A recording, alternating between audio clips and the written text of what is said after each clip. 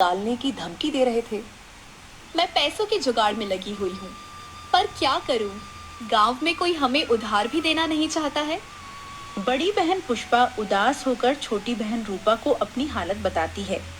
इतने में दूसरी बहन कजरी कहती है, हमारी किस्मत तो देखो, जो भी काम शुरू करते हैं चलने से पहले ठप हो जाता है।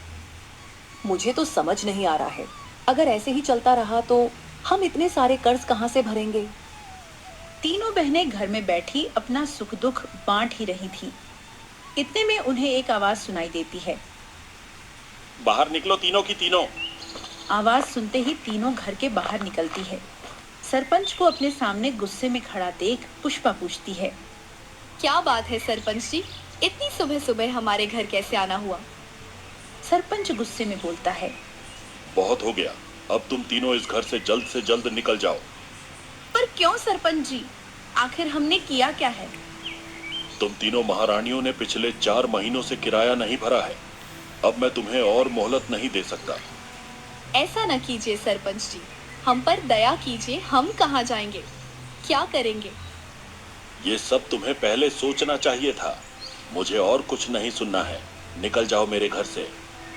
सरपंच बड़ी निर्दयता से तीनों बहनों को घर से निकाल देता है। तीनों बहनें दर दर भटकने लगती हैं। आज हमें घर से निकले पूरे 3 दिन हो चुके हैं। हम और कब तक यूं ही भटकते रहेंगे। हिम्मत मत हार रूपा, हमें कहीं न कहीं रहने का आसरा मिल ही जाएगा। मुझे नहीं लगता कि सरपंच जी ने हमें सिर्फ पैसों के लिए निकाला है, जरूर बात कुछ और है।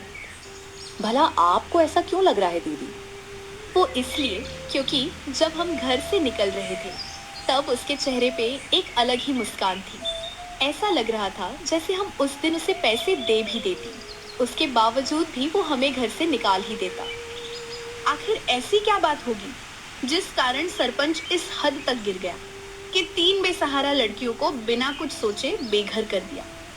तीनों बहनें सरपंच के असल इरादे का सोच सोच कर परेशान हो रही थीं। तभी अचानक मौसम बिगड़ना शुरू हो जाता है। आसमान में काले बादल छा गए, तेज बिजलियां कड़कने लगीं। लगता है बारिश होने वाली है, हमें जल्दी सर छुपाने की जगह ढूंढनी होगी। इतना बोलकर तीनों तूफान से बचने के लिए जंगल की ओर भागती है। कुछ दूर चलते ही उन्हें नदी किनारे थोड़ी सी खाली जगह दिखती है, जिसे देखकर पुष्पा बोलती है, कजरी, रूपा, ये देखो, यहाँ इतनी बड़ी खाली जगह है। हम यहाँ अपने रहने के लिए एक झोपड़ी बना सकते हैं।